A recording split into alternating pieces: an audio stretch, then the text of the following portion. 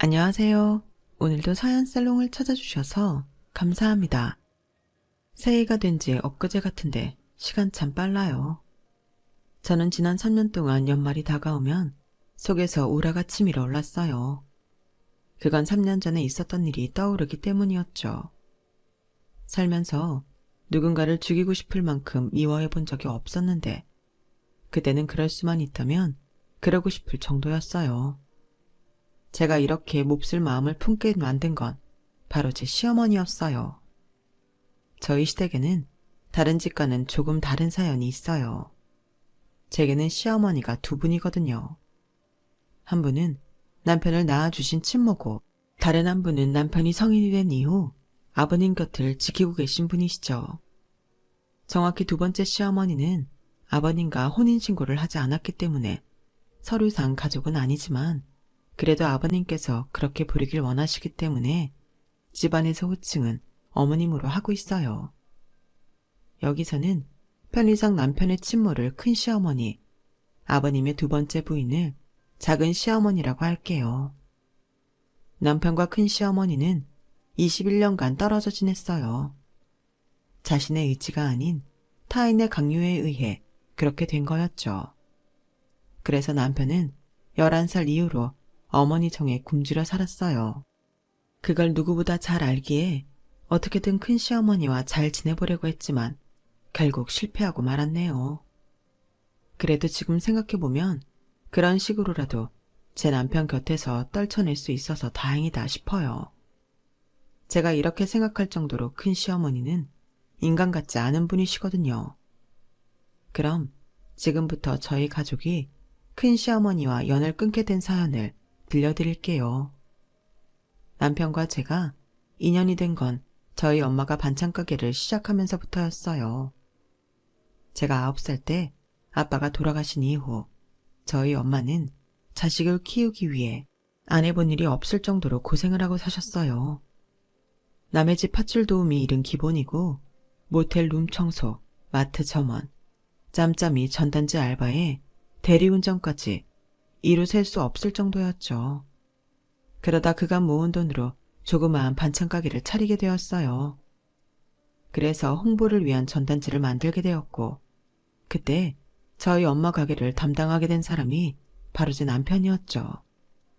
당시 남편은 아버님이 하시는 광고회사에서 일을 배우고 있었는데 열의는 있지만 경험이 부족한 신참에 불과했어요. 그런데 그래서인지 고작 저렴한 전단지 하나 의뢰했을 뿐인데도 수시로 가게까지 찾아와서 직접 컨셉 사진도 찍어가고 주변 상권까지 분석해서 판매 전략까지 제시해 주더라고요. 너무 과하게 일을 해주는 통에 엄마랑 저는 혹시 추가 요금을 요구하는 게 아닐까? 걱정이 될 정도였어요. 나중에 안 사실이지만 이미 그때부터 남편은 저한테 마음이 있었더라고요. 그래서 그렇게 저희 가게 일에 열심히 했던 거죠. 전단지 작업이 끝난 후로도 남편은 자주 가게에 찾아왔어요. 말로는 지나가다 들렀다고 했지만 그건 거짓말이 분명했어요. 제가 전단지를 맡길 업체를 우리 가게 주변에서 찾은 게 아니라 온라인상에서 가격과 포트폴리오를 보고 찾은 거였으니까요. 실제로 남편이 일하는 사무실과 저희 가게는 차로 30분은 좋게 걸리는 거리예요. 그러니 지나가다 들렀다는 말은 신빙성이 없었죠. 그리고 남편의 그 말을 믿을 수 없었던 또 하나의 이유는 바로 저였어요. 남편은 저희 가게에 올 때마다 그렇게 저를 찾아댔거든요. 이걸 어쩌나. 우리 정윤이는 회사 가고 없는데. 근데 우리 딸애한테 무슨 볼 일이라도 있어요? 아니요. 그냥 겸사겸사 안부 인사로 물어본 겁니다. 그런데 사장님 혼자 일하시기에 힘들지 않으세요? 따님이 쉬는 날엔 좀 도와드리고 그러면 좋을 텐데요. 의도가 뻔히 보이는 말에 엄마는 일부러 속아주셨어요. 그간 일하는 모습을 봐도 그렇고 말투나 행동을 봐도 사람이 괜찮아 보였기 때문이었죠. 안 그래도 주말에는 딸애가 아침부터 나와서 돕고 있어요. 피곤할 텐데 쉬라고 그래도 영 말을 안 듣네요. 둘째, 넷째 일요일엔 우리 가게 쉬는 거 알죠? 일부러 헛걸음하지 않게 가게 문 닫는 날까지 알려준 엄마는 은근슬쩍 제가 좋아하는 음식이며 취향 같은 걸 알려주셨어요. 엄마의 그런 노력 덕분에 얼마 뒤 우리는 사귀게 되었죠. 남편은 저희 엄마한테 정말 잘했어요.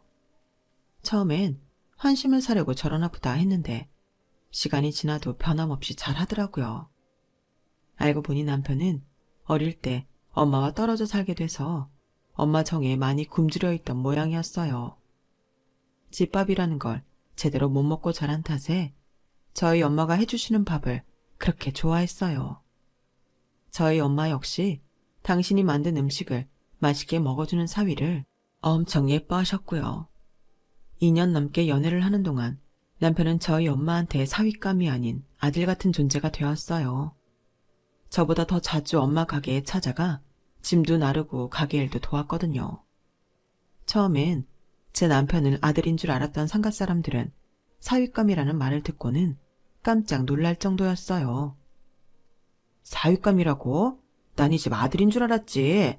요즘 세상에 결혼도 안 한 사윗감이 예비 장목하게까지 찾아와 저리 지극정성을 들이다니. 사윗감 놓치기 전에 빨리 결혼시켜. 주변의 닥달 때문이었는지 먼저 저희 결혼 얘기를 꺼낸 건 저희 엄마였어요. 니들 사귄 지도 3년이 다 됐는데 오래 가기 전에 식 올리는 게 낫지 않겠어? 창준아, 너희 아버님은 아직 결혼 얘기 안 하시니? 이런 건 엄마들이 나서야 얘기가 빨리 진행되는데 어머님이 안 계시니 나라도 먼저 서둘러야겠구나. 내가 언제 너희 아버님 한번 만나 뵐까 하는데 언제가 좋을까? 그러자 남편이 평소와 다르게 의기소침한 표정으로 그러는 거예요. 어머님, 실은 저희 아버지랑 함께 사시는 분이 계세요. 그래? 아버님이 재혼하셨구나? 아니요, 그건 아니고 서류상으로는 아직 남남이신데 함께 사신 지는 2년 조금 넘었어요. 남편 말로는 아버님 몸이 안 좋아지시면서 집안일을 하시는 분을 들었는데 두 분이 함께 지내는 시간이 길어지면서 많이 가까워지셨다고 하더라고요. 그렇다고 정식 부부도 아니고 고용주와 고용인 관계도 아닌 애매한 상태라서 우리 결혼 문제를 맡기는 건 좀 어려울 것 같다더군요. 얘는 그런 일이 있으면 얘기를 하지 그랬니? 그게 뭐 어떻다고. 그럼 내가 두 분 찾아뵙고 니들 결혼 준비는 내가 알아서 할게. 엄마는 애써 아무렇지도 않은 척 제 남편을 다독여 주셨어요. 그리고 얼마 뒤 양가 부모님이 만나 결혼 문제에 대해 상의를 하셨고 그해 가을 우리는 식을 올릴 수 있었어요. 아버님께서 신혼집으로 아파트를 사주시겠다고 했지만 우리 부부는 거절을 했어요. 아버님이 내건 조건 때문이었죠. 생각 같아선 한 몇 년 니들을 데리고 살고 싶다만 창준이 이 녀석이 싫다고 하니 어쩌겠니? 대신 내가 우리 앞동에 아파트 하나 사줄 테니 조석으로 자주 들러라. 주말엔 집에 와서 아침이든 점심이든 한 끼는 꼭 같이 먹고 그래야 네 어머니하고 정도 금방 들 거 아니니? 그 말이 떨어지기가 무섭게 남편은 한숨을 쉬었어요. 아버지, 집은 저희 힘으로 알아서 할게요. 그리고 전 저 아주머니랑 정들일 생각 없어요. 아버지가 좋다고 하시니까 함께 사시는 건 간섭할 생각이 없지만 저한테까지 어머니로 받아들이란 말은 하지 마세요. 전에도 말씀드렸지만 저한테 어머니는 저를 낳아주신 분뿐이니까요. 이놈의 자식이 너네가 그렇게 말을 했는데도 아직 네 침 못 타령이냐? 그리고 아주머니가 뭐야 아주머니가. 딴 건 몰라도 이 사람한테 함부로 구는 건 절대 용납 못한다. 세기 너도 마찬가지야. 결국 부자지간의 말다툼을 끝으로 집은 우리 돈으로 우리가 원하는 지역에 구하는 걸로 결정이 났어요. 남편은 기왕 이렇게 된 거 제 친정 근처에 집을 얻자고 하더라고요. 그래서 친정에서 5분 거리에 있는 신축 빌라로 결정하게 되었죠. 그 바람에 아버님은 결혼식을 준비하는 내내 불편한 심기를 감추지 않으셨고 저희 엄마는 많이 미안해하셨어요. 창준아, 네 마음은 내가 잘 알겠는데 그래도 이거는 아니다 싶어. 네 아버님이 몸도 편찮으신데 근처에 살면서 자주 찾아뵙는 게 낫지 않겠니? 나야 몸도 성하니까 내가 니들 찾아가도 되고 니들이 종종 찾아와도 되잖아. 장모님, 저 장모님 위해서 이쪽으로 집 구한 거 아니에요. 저희 결혼하면 곧 애도 생길 테고, 그럼 장모님 도움 필요할 거예요. 그러기 위해서 장모님 댁 근처로 오겠다는 거라고요. 그리고 저희 아버지는 옆에 아주머니 있으니까 괜찮아요. 모르긴 해도 제가 없어야 두 분도 더 편하실 거예요. 그러니까 장모님이 미안해하실 거 하나도 없어요. 남편의 설득에 저희 엄마도 더는 집 문제를 꺼내지 않으셨어요. 아무래도 손주를 봐줄 생각에 그러셨던 것 같더라고요. 남편 말대로 결혼하고 3개월도 안 돼서 임신한 저는 친정 엄마 덕분에 먹고 싶은 것도 실컷 먹고 무사히 딸을 출산할 수 있었어요. 출산 후 회사에 복귀를 하느라 아이를 어린이집에 맡기게 되었는데 제가 야근이 있을 때나 우리 부부 모두 퇴근이 늦어질 때는 엄마 도움을 받을 수 있었어요. 게다가 반찬도 늘 엄마가 해다 주시기 때문에 저로서는 많이 의지가 되었죠. 하지만 시아버지 눈에는 저희가 제 친정만 끼고 사는 걸로 보였나 봐요. 한 번은 제게 전화를 하셔선 그러시더라고요. 아가, 넌 어떻게 된 애가 네 친정에 문지방이 닳도록 드나들면서 시부모는 남의 집 노인네 취급을 하냐? 내가 꼭 이렇게 전화를 해야 손주 얼굴 한번 보여줄 셈이냐? 아버님, 죄송해요. 제가 회사에 복귀한 지 얼마 안 돼서 그간 짬이 안 났어요. 이번 주말에 그 이랑 다 같이 찾아뵐게요. 엎드려 절박기지 원. 장준이야 남자니 그렇다 치더라도 넌 명색이 며느리인데 시부모를 이렇게 홀대하면 쓰겠니? 아무리 내 아들놈이 망나니처럼 군다고 해도 너는 며느리 아니니? 당연히 시부모 무서운 줄 알아야지. 내 다른 건 몰라도 나는 내 아내한테 함부로 구는 건 용서 안 하니까 네가 알아서 처신하길 바란다. 아버님은 제가 작은 시어머니한테 시어머니 대접을 안 해드리는 게 많이 서운하셨나 봐요. 제 입장에선 시부모 눈치도 봐야 하고 남편 눈치도 봐야 해서 많이 껄끄러워 그랬던 건데 말이죠. 그래서 말 나온 김에 적어도 일주일에 한 번은 아이를 데리고 시댁에 찾아갔어요. 남편은 명절이나 시아버지 생신 때가 아니면 안 가려고 해서 저랑 딸아이만 찾아뵙곤 했죠. 막 시집 왔을 땐 몰랐는데 자주 시댁에 드나들며 겪어보니 작은 시어머니가 꽤 괜찮은 분이시더라고요. 저희 아버님과는 한 고향에서 나고 자라 어릴 때부터 동네 오빠 동생으로 지내셨다고 했어요. 그러다 결혼 후 서울에 자리 잡고 살다가 우연히 길에서 아버님과 마주치게 됐다고 하더라고요. 얼마나 반가웠는지 몰라. 서울에 아는 사람 하나 없이 남편 하나 믿고 살았으니까. 그러다 하루아침에 교통사고로 남편이랑 아들을 잃고 혼자가 됐는데 살아야 될 이유가 없는 것 같더라고. 약도 먹어보고 미친년처럼 차도에도 뛰어들어가 봤는데 살 사람은 살게 돼 있는지 모진 목숨이 끊어지질 않는 거야. 그런데 하루는 오빠가 집으로 찾아왔더라고. 이러고 있지 말고 자기 일 좀 도와달라나? 지금이야 번듯한 광고회사가 됐지만 그때까지만 해도 동네 간판집이었어. 거기서 직원들 밥도 해먹이고 은행 심부름도 하고 그러다가 오빠 집에 드나들면서 창준이 밥도 해먹이고 그랬지. 그때 창준이가 중학생이었는데 그때까지만 해도 나한테 살갑게 굴었어. 엄마 정이 그리워서 더 나를 따랐는지도 몰라. 그런데 딱 거기까지더라고. 오빠가 뇌졸중으로 쓰러지고 살림을 합치게 됐는데 그때부터 날 보는 창준이 눈빛이 달라지더라고. 자기 엄마 자를 뺏으려는 나쁜 계모로 보는 거지. 내가 창준이었다고 해도 쉽게 새엄마를 받아들이기 힘들 거야. 담담하게 자신이 살아온 얘기를 들려주시는데 같은 여자로서 안 됐고 불쌍하더라고요. 그래서 남편과 가까워질 수 있도록 종종 자리를 마련해보자 싶었는데 남편이 한사코 거절을 하는 거예요. 너까지 왜 그래? 나 그 여자 절대 엄마로 인정 못해. 애초에 우리 집에 드나든 이유부터가 불순한 여자라고. 우리 아버지가 돈 좀 굴리고 산다니까 팔자 고치려고 달라붙은 거 너 모르겠니? 젊고 쌩쌩한 남자 두고 반신불수에 다 늙어 빠진 남자랑 결혼하겠다는데 그 속을 어떻게 믿냐고. 생각해보면 우리 엄마가 그렇게 집을 나간 것도 다 그 여자 때문인 것 같아. 그러지 않고서야 멀쩡한 엄마가 자식까지 버리고 집을 나갈 이유가 없잖아. 제 괜한 참견 때문에 자극을 받아 그랬는지 남편은 친모를 찾기 시작했어요. 경찰서를 찾아가 유전자 등록도 하고 업체를 고용해 본격적으로 말이죠. 그렇게 시간이 흘러 저희 딸이 4살이 되던 해 드디어 남편이 친모를 찾게 된 거예요. 경찰을 통해 유전자 등록으로 찾은 건 아니고 업체를 통해 찾아낸 거였죠. 그동안 그렇게 찾을 수 없었던 건 어머님이 한국이 아닌 외국에서 살고 계셨기 때문이라고 하더군요. 오랜 시간 미국에서 사시다가 한국에 정착한 어머님은 가족도 없이 혼자 작은 오피스텔에서 살고 계셨어요. 그래서 한동안 재혼도 않고 혼자 살아오셨나 보다 했는데 그건 아니더라고요. 딸아이는 미국에서 대학을 다니고 있고 남편은 올해 몇 달 뒤에 들어올 거야. 퇴직한 지 얼마 안 됐는데 그쪽 집이랑 부동산 같은 걸 정리해야 해서 나 먼저 들어왔어.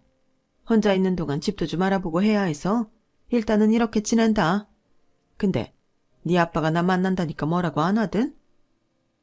어머님은 생각보다 담담하게 제 남편을 맞으셨어요. 그래서인가 좀 이질감을 느끼게 되었죠.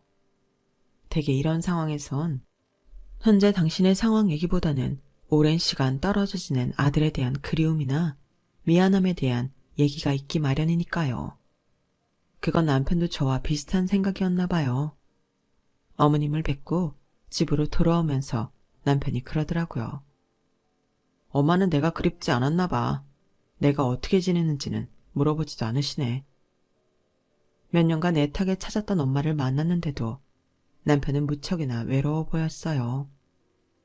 그럼에도 떨어져 지낸 시간을 보상이라도 하듯 남편은 매일같이 어머님을 찾아갔어요. 심부름도 해드리고 부동산 중개소에도 같이 따라다니며 어머님의 한국살이에 도움을 드렸죠. 그런데도 어머님은 마치 돈 안 들이고 부릴 수 있는 비서를 대하듯 제 남편과 거리를 두셨어요. 제 눈에는 그런 모습이 참 낯설게만 느껴지더라고요. 엄마, 우리 시어머니 말이야. 좀 매정한 분이신 것 같아. 20년 넘게 헤어졌던 아들을 만났는데도 눈물은커녕 보고 싶었다는 말 한마디 안 하시는 거 있지? 마음이 없어서 그러시겠니? 자식 앞에서 미안해 그러시겠지? 글쎄, 그건 아닌 것 같은.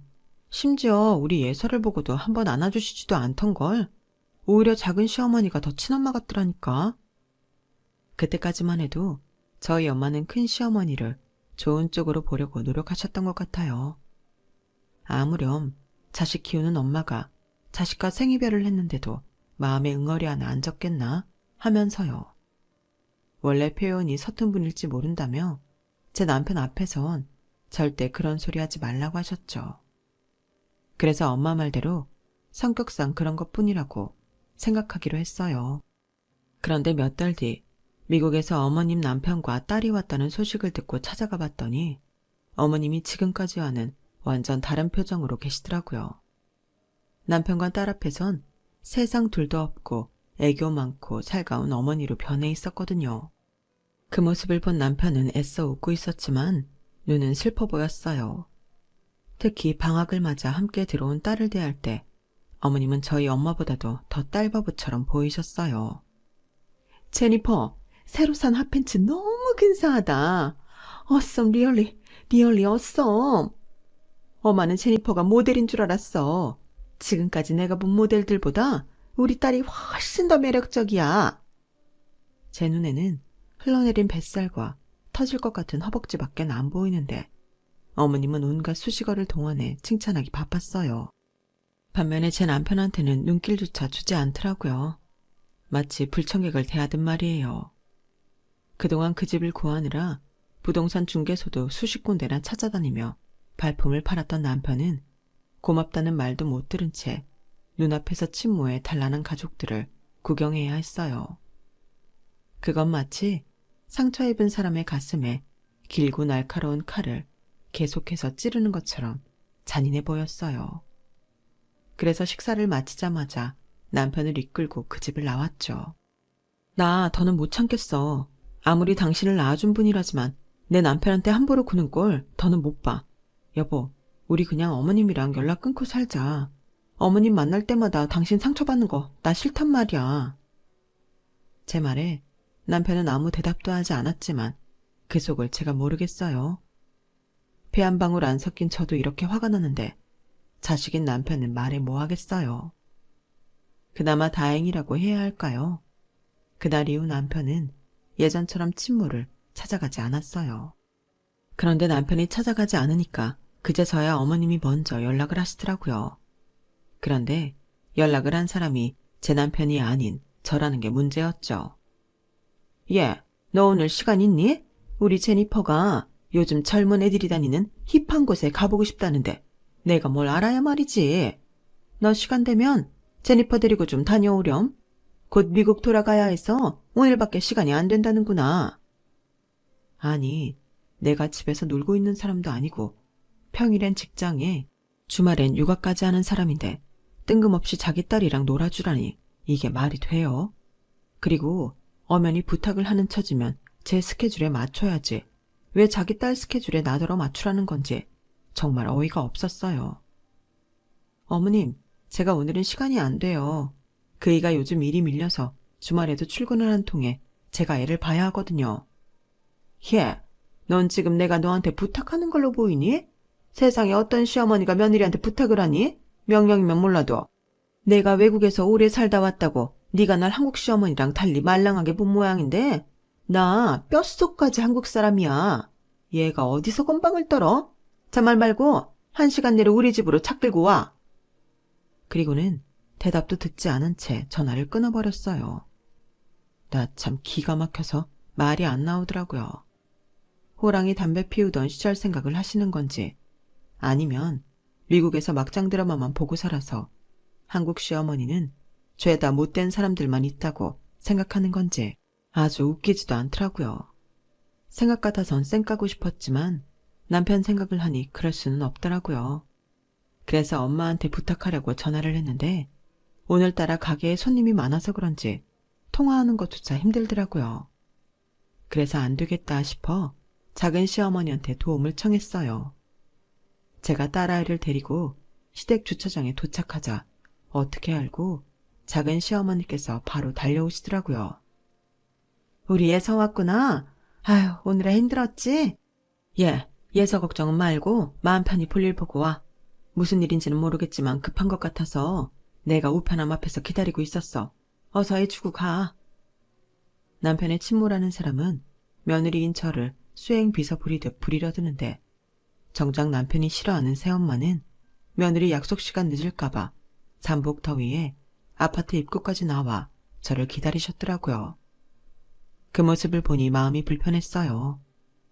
그렇게 딸아이를 작은 시어머니한테 맡긴 저는 어머님 댁으로 향했어요. 그런데 1시간 내로 오라고 그 난리를 친 것과 달리 그 집 딸내미는 아직 씻지도 않고 밥을 처먹고 있더라고요. 피자가 늦게 와서 우리 제니퍼가 이제야 아침을 먹는다. 한국은 배달도 빠르다더니 그거 다 거짓말이야. 예, 너는 제니퍼 밥 먹는 동안 욕실 청소 좀 해. 우리 제니퍼 밥 먹고 씻어야 되니까 바깥 욕실 먼저 청소해. 어머님, 해도 너무하시네요. 주말에 애 보고 있는 사람 느닷없이 불러내신 것까지는 100번 양보해서 참아드리는데요. 욕실 청소까지 하라는 건 도저히 그냥 못 넘어가겠어요. 도대체 무슨 권리로 저한테 이러시는 거예요? 저 파출 도우미 아니에요. 며느리가 돈 안 주고 부려도 되는 사람은 아니라고요. 그리고 사람 불렀으면 준비는 미리미리 했어야죠. 사람 세워놓고 지금 뭐 하는 짓이에요? 딸이 잘못하면 혼을 내서라도 똑바로 가르칠 생각은 안 하시고 한술 더 떠서 욕실 청소까지 시켜요? 어머님은 시어머니가 무슨 대단한 권위라도 되는 줄 아시는 모양인데 착각하지 마세요. 저도 저희 집에서는 귀한 대접받는 딸이에요. 어머님한테 함부로 부려질 사람 아니라고요. 앞으로 이런 식으로 저 부르시면 안 올 거예요. 저는 할 말을 마치곤 그 집을 빠져나왔어요. 뒤에서 시어머니가 저를 부르며 화를 내는 걸 들었지만 알게 뭐예요. 나도 성질나 죽겠는데. 그 길로 시댁으로 바로 가려다가 도저히 이 기분으로 우리 딸을 볼 수 없어서 남편 회사로 갔어요. 주말이라 사무실에는 남편 혼자 있더라고요. 밀린 전단지 시안을 짜고 있던 남편은 뜻밖의 제 방문에 어리둥절한 표정이었어요. 그런 남편을 보니 입이 쉽게 떨어지지 않더라고요.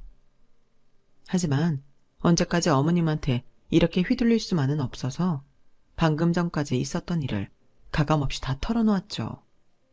그랬더니 남편 표정이 점점 어두워지더라고요. 그래서 말인데 여보, 나 이제 어머님 앞에서 착한 며느리 노릇하는 거 그만두려고. 지금까지 당신 생각해서 참아왔는데 이러다가 죄 없는 당신한테까지 미워하는 마음이 생길 것 같거든. 그러니까 당신이 좀 이해해줬으면 좋겠어. 그러자 남편은 잠시 고개를 숙이고 생각을 하더니 제 손을 잡고 미안하다고 말했어요. 그러면서 제 결정에 따르겠다고 덧붙였죠. 그날 이후 저는 시어머니가 전화해 무슨 요구를 하든 간에 들어드리지 않았어요. 너는 지져라. 나는 내 할 일이나 하련다. 이런 마인드로 상대를 했더니 시어머니도 더는 제게 전화를 하지 않더라고요. 그래서 이렇게 잘 길이 들어가나 보다 했는데 그 사단이 난 거예요. 지난 3년간 겨울만 되면 제 속을 사정없이 긁어대던 바로 그 사건이요. 시작은 친정엄마의 전화 한 통에서 비롯됐어요. 딸, 내일 엄마가 예서 봐줄까? 상가 수도공사가 있어서 내일 하루 종일 단술하네. 떡본 김에 제사 지낸다고 내일 하루 쉬려고. 오랜만에 정서방이랑 둘이 데이트나 하지 그래? 정말? 그럼 나야 좋지. 안 그래도 예서 태어나고 그이랑 둘이 데이트한 적 없는데. 그럼 내일 아침에 예서 데리고 집으로 갈게. 6시까지는 돌아올 거야. 그럴 거 뭐 있니? 엄마가 니네 집으로 갈게. 그리고 모처럼 데이트인데 늦게까지 놀다 와. 나야 예서 재우고 옆에서 한숨 자도 되니까. 그렇게 해서 모처럼 남편과 저는 단둘이 데이트를 하게 되었어요. 다른 사람도 아니고 친정엄마가 애를 봐주시는 거라 그런가 마음도 놓이고 괜히 들뜨더라고요. 그렇게 우리 부부는 모처럼의 휴가를 알차게 쓰기 위해 발바닥에 땀이 나도록 뛰어다녔어요. 영화도 보고 맛집도 찾아가고 요즘 핫하다는 성수동 카페거리도 갔어요. 그리고는 제가 좋아하는 작가 전시회도 다녀왔죠. 어찌나 빨빨거리고 다녔는지 6시쯤 되자 둘 다 녹초가 된 거예요. 그래서 저녁은 낙원동에 들러 아구찜이나 해물찜을 포장해 가려고 엄마한테 전화를 걸었어요. 그런데 엄마가 안 받고 예서가 받지 뭐예요? 예서야, 외할머니 옆에 계시지? 할머니 좀 바꿔줘. 그랬더니 딸애가 할머니가 옆에 없다는 거예요. 그런데 전화기 너머로 카랑카랑한 시어머니 목소리가 들리지 뭐예요. 사돈, 아직 음식 준비도 못 끝내면 어떡해요? 좀 있으면 사람들 들이닥칠 텐데 어쩜 이렇게 굼떠? 그거 빨리 끝내고 밭에 음식 담아서 테이블 위에 올려놔요. 며느리가 누굴 닮아서 느려 터졌나 했더니 친정엄마를 닮아 그랬구만. 에휴, 하여간에 사사건건 마음에 안 들어. 그 말을 듣는데 순간 피가 거꾸로 솟는 것 같았어요. 그래서 전화를 끊고 남편한테 시어머니 집으로 가자고 말했죠. 시어머니가 사는 아파트로 가는 차 안에서 저를 통해 상황을 전해들은 남편은 미리부터 속단하지 말고 직접 가서 상황을 보자고 하더군요. 하지만 이미 제 머릿속에는 우리 엄마가 처해 있는 상황이 너무나도 선명하게 그려졌어요. 도대체 그 인간이 어떻게 우리 엄마를 불러내 그 집에 데려갔을까? 그게 궁금할 뿐이었어요. 시어머니 댁에 도착한 우리 부부는 아파트 입구에서 벨을 눌렀어요. 그러자 겨울방학이라 한국에 들어와 있던 그 집 딸이 인터폰으로 누구냐고 묻더군요. 인터폰 액정에 우리 부부 얼굴이 뻔히 찍힐 텐데도 여우 같은 게 모른 척을 하더라고요. 지난 여름에 제가 화 좀 냈다고 심통을 부리는 게 뻔했죠. 그래서 시어머니 계시냐고 했더니 아파트 단지 내에 있는 경로당에 송년회를 하러 갔다는 거예요. 그래서 그럼 내 친정엄마랑 예서는 어디 있냐고 물었더니 귀찮아. 우리 마음이 불렀으면 마음이랑 같이 있겠죠. 그만 좀 묻고 가세요. 나 바빠. 그리곤 인터폰을 꺼버렸어요. 그 엄마의 그 딸이라고 어쩜 그렇게 지 엄마를 닮아서 싸가지가 없는 건지. 아무튼 저랑 남편은 아파트 입구에 있는 경비실에 들러 경로당 위치를 물었어요. 그랬더니 거기선 오늘 아파트 노인회에서 송년회를 하기 때문에 노인회 회원이 아니면 못 들어간다고 하더라고요. 그래서 동호수를 대고 시어머니 만나러 왔다고 했더니 그러는 거예요. 아, 미국에서 오신 노인네 신입 회장님 자녀분이시구나. 근데 그 집엔 대학생 딸만 하나 있다고 하던데 그 집 아들이 맞아요? 맞다고 했더니 자꾸 의심스러운 눈초리로 쳐다보더라고요. 그리고는 찜찜한 표정으로 힐끔거리며 경로당 위치를 알려주었어요. 아파트 단지를 가로질러 경로당이 있다는 동으로 걸어갔어요. 그런데 저 멀리서 엄마가 예서를 데리고 걸어오지 뭐예요? 엄마가 왜 여기 있어? 이 추운 날 머리는 또 왜 이렇게 젖었어? 그러자 엄마는 손으로 머리를 가리며 오히려 왜 우리가 여기에 있냐고 되물었어요. 그러자 예서가 얼른 대답하더라고요. 아까 엄마한테 전화 왔었어. 예서가 받았는데, 그치 엄마? 그러자 엄마 얼굴이 빨갛게 달아오르더라고요. 일단 밤바람이 차서 엄마랑 예서를 차에 태웠어요. 그리고는 자초지종을 물었죠. 그러자 엄마가 제 남편 눈치를 보고는 말을 안 하는 거예요. 그 모습을 보고는 남편이 얼른 편의점에 다녀온다며 예서를 데리고 차에서 내리더라고요. 남편이 눈치껏 자리를 비워주자 엄마가 한숨을 푹 쉬셨어요. 그리고는 얘기를 시작했는데 얘기를 듣는 내내 심장이 미친 듯이 날뛰고 목 뒤로 뭔가가 뻗쳐 오르는 것 같은 기분이 들더라고요. 얘기인즉슨 이랬어요. 그날 예서랑 저희 집에서 TV를 보고 있었는데 시어머니가 집으로 찾아왔다더라고요. 목적은 저를 데려다 일을 부려먹으려는 거였는데 우리 부부가 일이 있어 같이 나갔다는 엄마 말을 듣고는 대신 저희 엄마를 데려간 거였죠. 시어머니는 아파트 내 노인회에서 신임 회장직에 올랐는데 남은 회비로 송년회를 하기로 했던 모양이에요. 회원들은 다들 근처에 잘하는 음식점에 가서 식사하고 노래방에 가는 걸 원했지만 시어머니가 독단적으로 경로당 내에서 캐터링 서비스를 불러 홈파티 형식으로 하자고 한 거죠.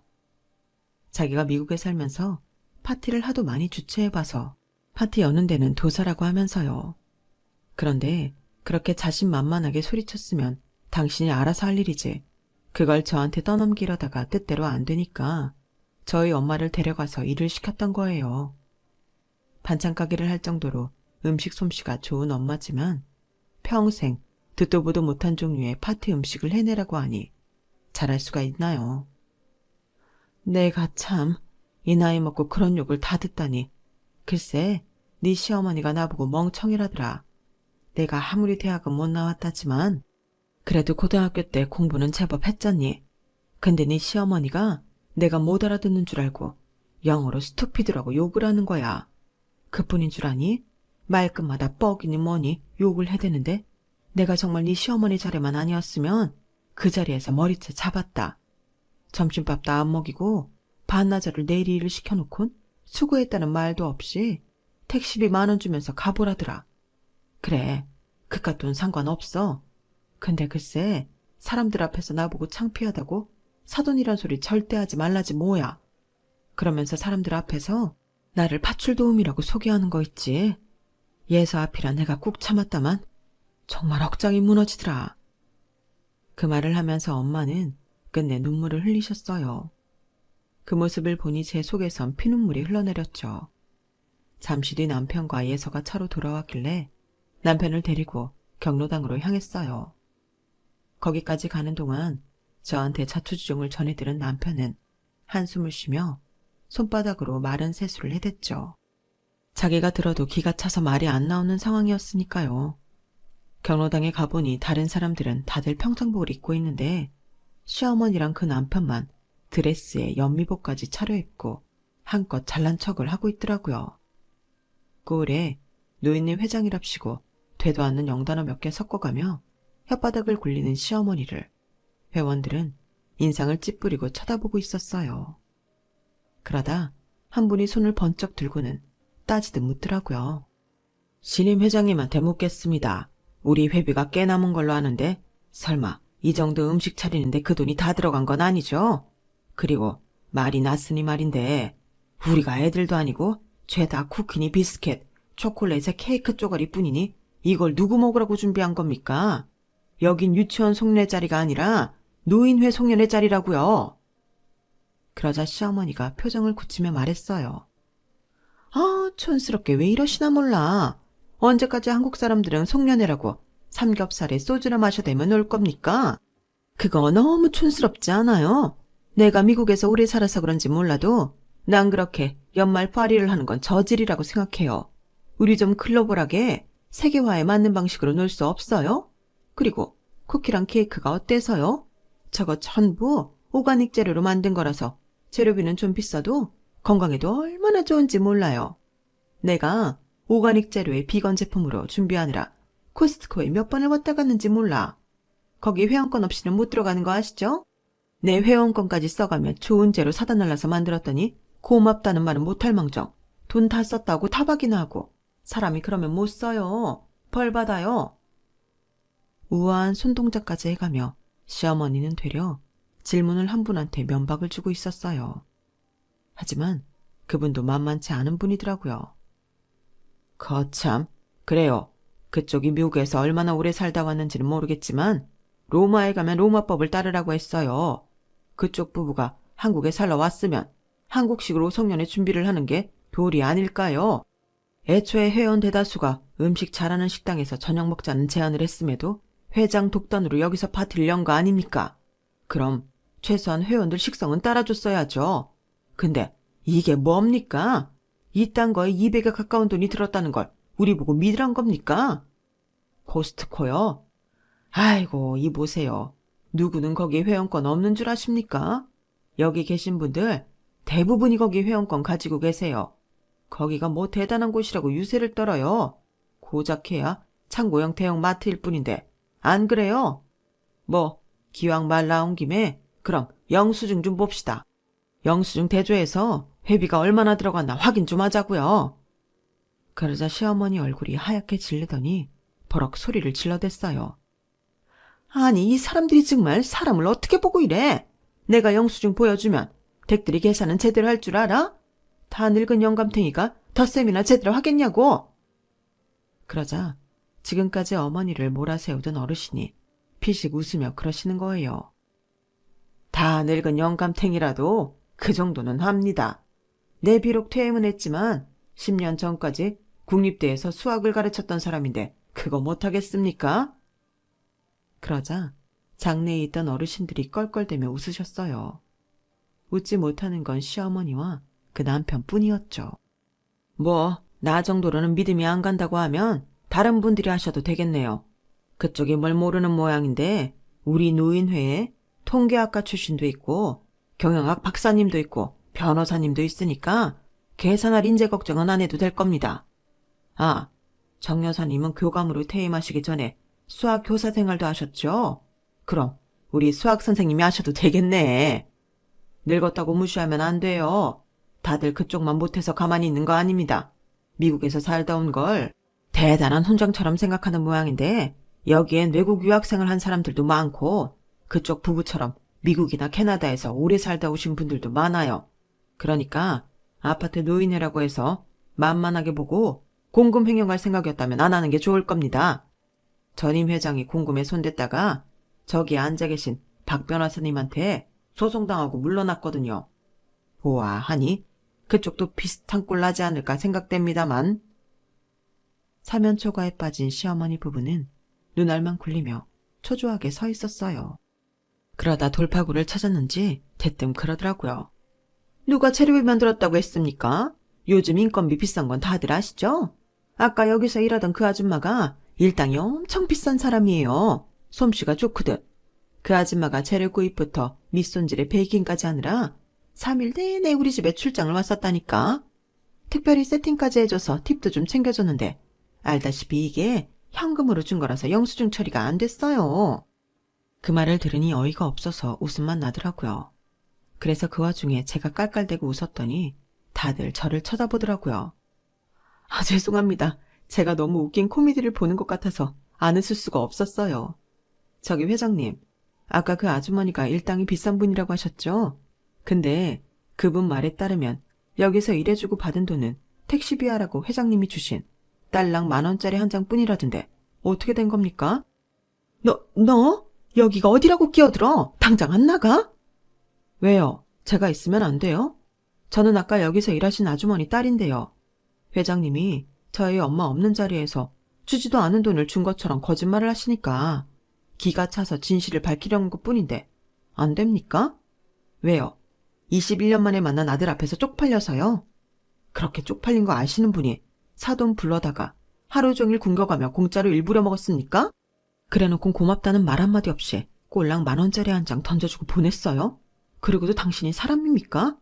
그깟 시어머니 자리가 뭐라고 우리 엄마한테 그따위로 굴었냐고요. 그래놓고 뭐? 일당이 비싼 아줌마?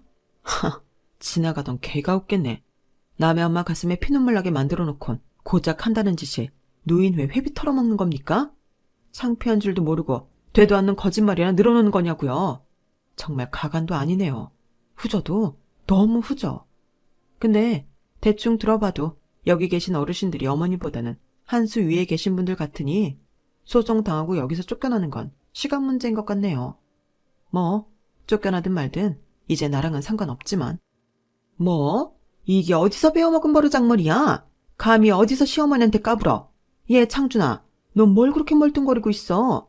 네 와이프가 나한테 하는 짓거리 안 보여? 네가 남편이라면 네 와이프는 때리든 굴리든 제대로 가르쳐야 할 거 아니야. 네가 이 모양이니 이게 어려운 거 모르고 까불지. 그러자 남편이 싸늘한 표정으로 말했어요. 당신이 내 어머니인 건 맞습니까? 근데 왜 나는 아무리 생각해도 남인 것 같을까요? 어머니라면 적어도 아들 며느리한테 그러면 안 되는 거였잖아요. 내 장모님한테 그런 식으로 행동하면 안 되는 거였잖아요. 그래놓곤 이제 나보고 내 아내를 때려서 가르치라고요? 그게 말이나 되는 소리라고 생각하세요? 차라리 안 만났다면 좋았을 거 그랬어요. 어머니가 이렇게 형편없는 사람이란 걸 모르고 살았더라면 적어도 당신이 내 어머니란 사실이 창피하진 않았을 텐데. 한 가지만 확실하고 갈게요. 앞으로 우리 가족 앞에 얼씬도 하지 마세요. 혹여라도 내 아내 불러다가 지금껏 그랬던 것처럼 부려먹었다가는 그땐 내가 당신 가만 안 둘 겁니다. 지난 21년 동안 그랬던 것처럼 앞으로도 우리 보지 말고 살아요. 남편은 제 손을 잡고 경로당을 빠져나왔어요. 눈에는 그렁그렁하게 눈물이 고인 채로요. 그 사건 이후 시어머니가 어떻게 됐는지는 알 수 없었어요. 지난 3년간 연락을 끊고 살았거든요.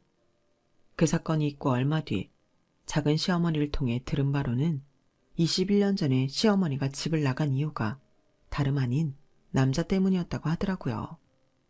아들한테 자기 엄마가 바람이 나서 집을 나갔다는 말을 할 수 없었던 아버님은 자신이 손찌검을 해서 어머님이 집을 나간 것처럼 거짓말을 해오셨던 거죠.